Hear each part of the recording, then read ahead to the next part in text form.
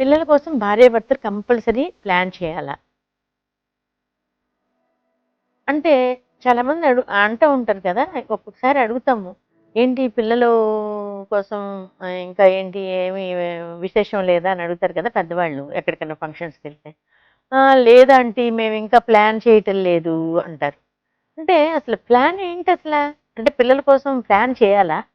అంటే ఏమో తెలీదు నాకు. అసలు అంటే ప్లాన్ అంటే అర్థం కాదు. ఎందుకంటే ఇప్పుడు సమస్య అనేది అసలు ఎక్కడొస్తుంది? పిల్లలు లేనితనము అనేది ఎక్కడొస్తుంది? అసలు విపరీతంగా ఏజ్ వచ్చేసినాక 30 ఏళ్ళకి జాబ్స్ వచ్చి, ఒక కారు కొనుక్కొని, ఒక ఇల్లు కొనుక్కొని పిల్లల్ని కంటున్నారు. లేదు సాఫ్ట్‌వేర్ ఉద్యోగాలు, లేదు టార్గెట్ బేస్డ్ జాబ్స్. ప్రతి దానిలోనూ టార్గెట్, ప్రతి దానిలో టార్గెట్. సో, వీటిల వల్ల ఏమవుతుంది? మగవాళ్ళలో వీర్యకణాల సంఖ్యలో ప్రాబ్లమ్ వస్తుంది.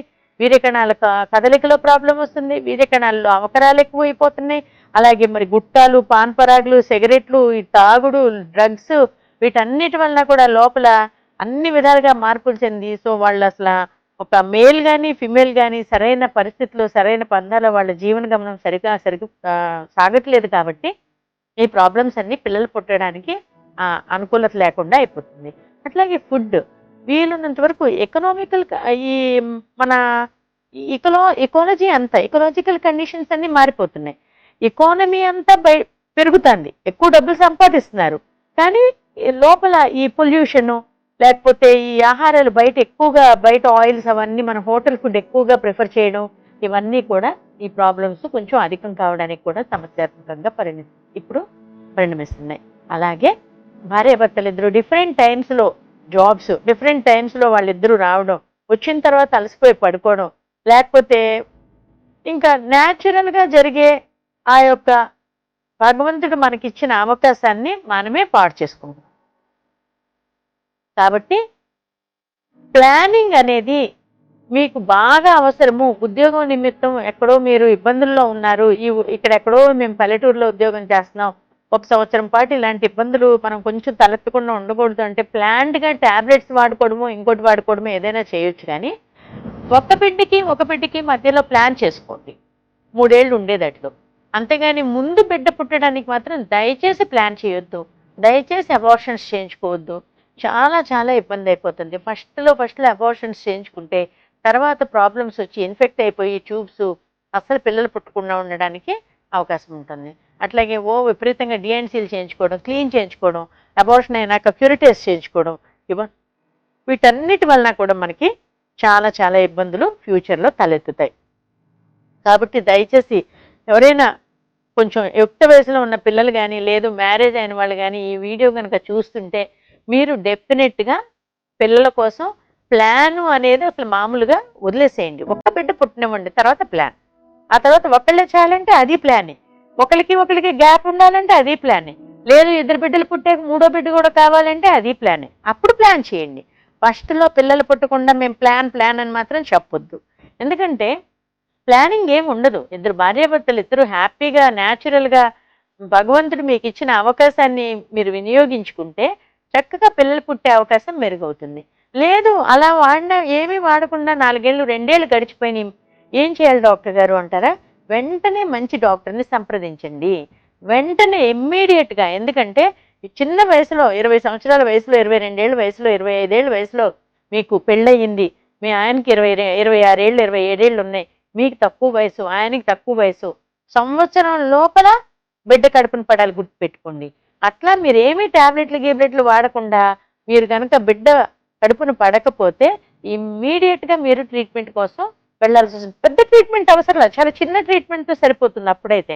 అలా కాకుండా 5 ఏళ్ళు, 10 ఏళ్ళు దాటిపోయి ఏదో చెప్తారమ్మా డబ్బులు లేవంటారు. లేకపోతే మా ఇంట్లో మా అత్తగారు 7 ఏళ్ల తర్వాత కనిందంట. ఇప్పుడు మళ్ళీ మమ్మల్ని కూడా మనకి వారసత్వం ఉందిలే 7 ఏళ్ల తర్వాత కంటారు అంటే అప్పటికి ఇప్పటికి చాలా కండిషన్స్ మారిపోయినాయి కదమ్మా! అప్పట్లో ఏంటంటే ఇంత మందులు లేవు. ఒకవేళ డాక్టర్ దగ్గరికెళ్ళినా కూడా పుడతారులే ఎళ్ళండి మీరు చిన్నోళ్ళే కదా! 15 ఏళ్ళు, 18 ఏళ్ళకి పెళ్ళయింది మీకింత కంగారేంటని మీ అత్తగారిని అనుండొచ్చు. ఇప్పుడు వేరు కదా! ఇప్పుడు పెళ్ళిళ్ళే పెద్దోళ్ళయిపోయినాక అవుతున్నాయి.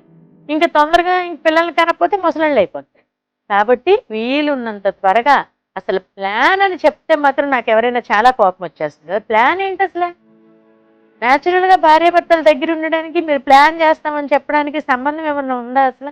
అసలు ఏమి ఉండదు. కాబట్టి అలా చెప్పకండి. మీరు వెంటనే ట్రీట్మెంట్ తీసుకోండి.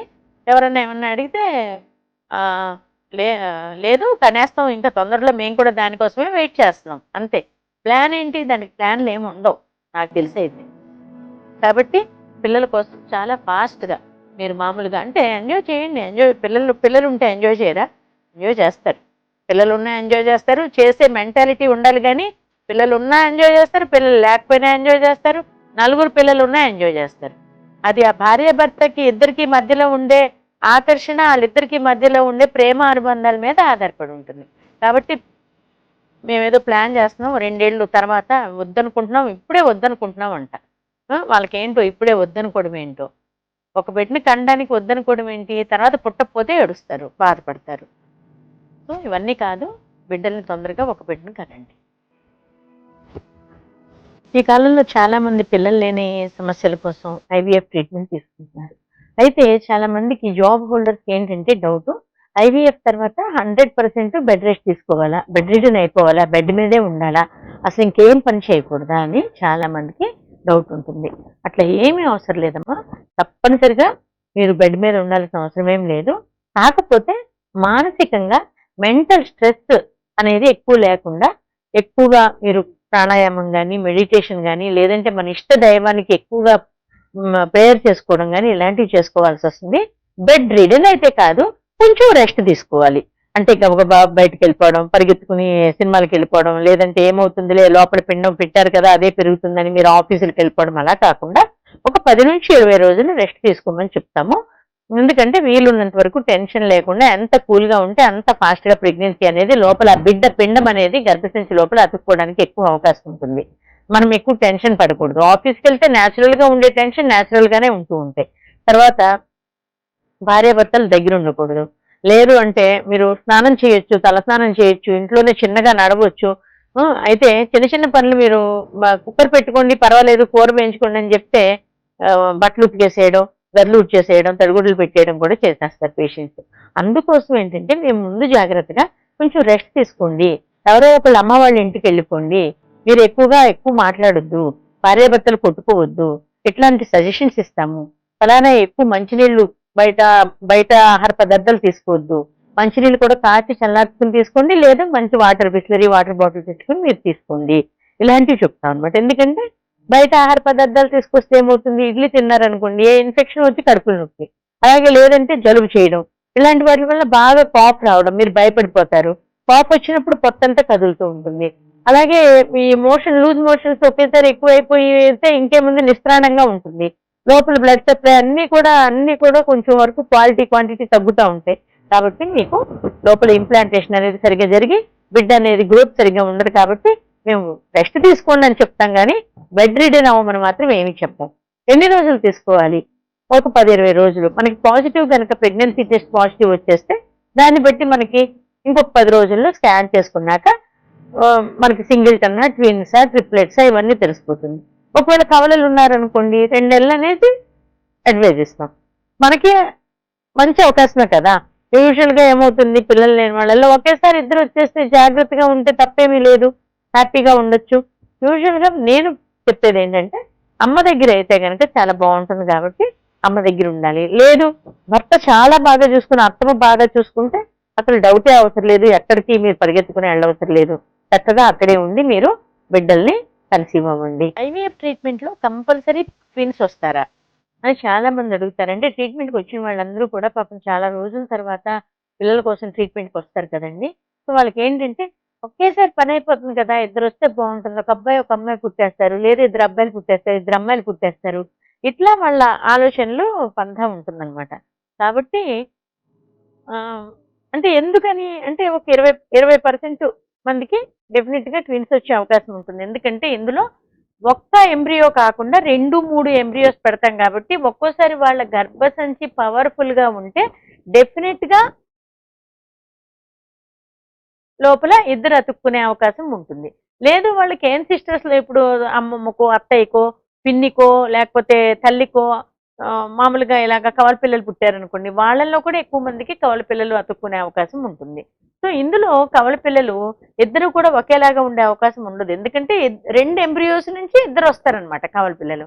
సో ఇద్దరు అమ్మాయిలమ్మునా, ఇద్దరు అబ్బాయిలైనా, ఒక అమ్మాయి అబ్బాయి అయినా, ఎలా అయినా కానీ మీకు వేరే వేరేగానే ఉంటారు. ఒకేసారి ఏడవడము, ఒకేసారి నవ్వడము అట్లాంటివి అంటారు కదా! అలాంటి పిల్లలు ఉండరు.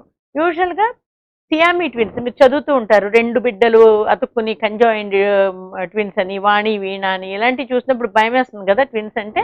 వీటిల్లో అలాంటిదేమి ఉండదండి. మీరు హ్యాపీగా ట్రీట్మెంట్ చేయించుకోవచ్చు. భగవంతుడి దయ ఉంటే డెఫినెట్‌గా ఇద్దరు బిడ్డలు అతుక్కుంటారు.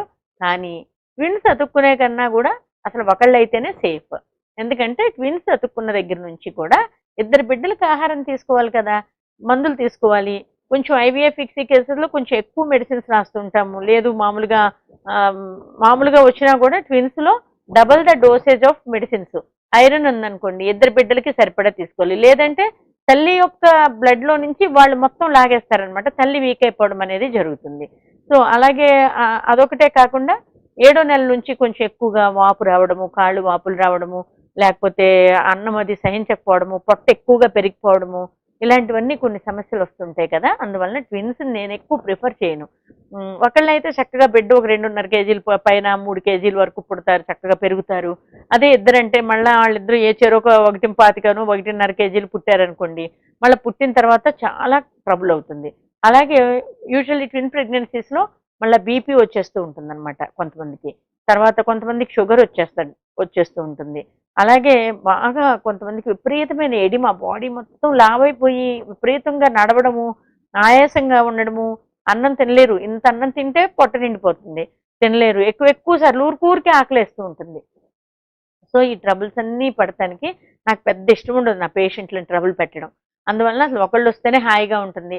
ఎలాంటి ప్రాబ్లము ఉండదు. లేదు అబార్షన్‌లు కొంతమందికి 5వ నెలలో, 6వ నెలలోనే ఉమ్మనీరు కారిపోతుంది. ఇలాంటియన్నీ కూడా ప్రాబ్లమ్స్ వస్తాయి కాబట్టి నేను పెద్దగా ట్విన్స్ అంటే ఇష్టపడను. కాకపోతే వస్తే మంచి పర్సనాలిటీ ఉండి ఇద్దరిని మోసే శక్తి గనుక ఉంటే డెఫినిట్‌గా బావుంటుంది ట్విన్స్. ఏం కంగారేం లేదు. అది ట్రీట్మెంట్ చేయడానికి కూడా ఇప్పుడు అన్ని అవకాశాలు ఉన్నాయి కాబట్టి ఎలా అయినా పర్వాలేదు. కాకపోతే అందరికీ గ్యారంటీగా ట్విన్స్ మనం బలవంతాన రప్పించాలంటే మాత్రం ఏమి రావండి. అది ఒక బాడీ యొక్క తత్వాన్ని బట్టి, గర్భసంచి యొక్క తత్వాన్ని బట్టి మాత్రమే ట్విన్స్ పుడతారు. పుట్టే అవకాశం ఉంటుంది.